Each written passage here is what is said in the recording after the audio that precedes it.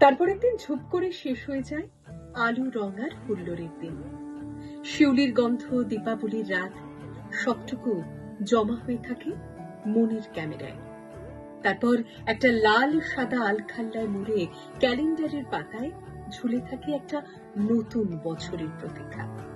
তারপরেই বইমেলা ধুলো, গার্কি, শ্রেয়সী, নতুন প্রেমের উন্মাদনাকে সঙ্গে নিয়ে কেটে যায় বেশ কয়েকটা দিন। বইমেলার নতুন বইয়ের গন্ধ। তারপর একদিন শেষ হয়ে যায় বইমেলা। ফাঁকা স্টলগুলোতে প্রিয় কবির অটোগ্রাফে মন খারাপের সুর। একটা কাপ যে সময় তুমুল উন্মাদনায় তুফান তুলেছিল, সেও যেন প্রতীক্ষায় দিন কোণে। আসলে বইমেলা শেষ হওয়া মানে বাঙালির উৎসবের শেষ। তবে শেষ তো শেষ নয়, শেষ মানে আবারও শুরু।